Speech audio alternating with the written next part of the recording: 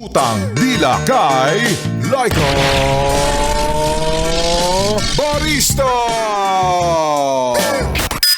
Yes, friend, ang unang tanong ni Laika Barista para sa unang Lunes ng taon, itinalon mo ba ang payslip mo para tumaas ang sahod? Yun lang, hindi. Di mababa pa rin yan. Sabi nga nila, dapat mas mataas na floor para mas mataas ang increase. Ganon. Hi at kaway-kaway para sa mga yes pa rin natin ngayong unang Lunes sa taong 2026. Kumusta naman ang pagbabalik sa opisina? Ang mga uniform, kasya pa ba?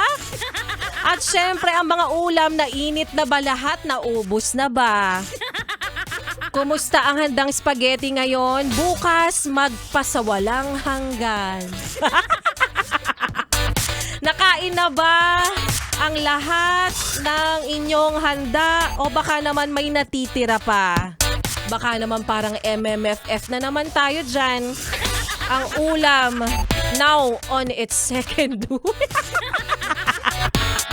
Tsaka nakakatuwa talaga ang mga Pinoy, yes, friend. Kapag ganitong panahon, nagkakaroon tayo ng bagong talent.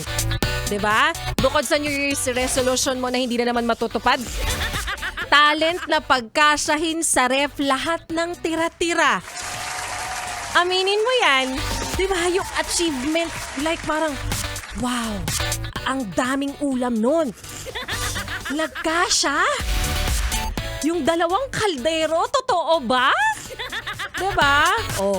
Patong lang ng patong. Diyan ka naman magaling. Charot. Tetris ang ulam. Anong level na yan? Ay, nako.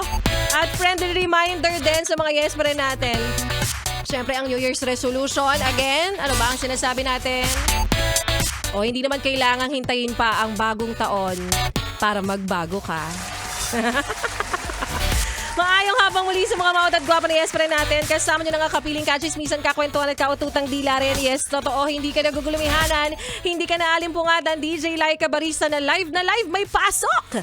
Ngayon pong January 5, unang Lunes sa buwan ng 2026. At nakikinig ka pa rin patuloy dito sa iyong solid na paboritong kabanding ang 101.1 Yes FM.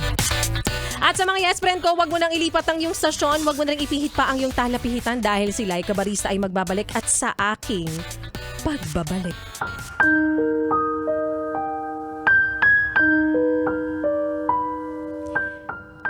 Naranasan mo na bang pumasok sa isang relasyon na puro kaligayahan lang yung hatid sa'yo simula nung naging kayo? Pero tulad ng iba, napapagod din pag nadarating na ang dulo. At yan nga yes, pre, ng kwento na ating mapapakinggan mamaya sa aking pagbabalik para po sa ating Laika Barista Moments. Kaya naman yes, friend, ituloy pa natin ang pakikinig mo sa mga kantahan ko.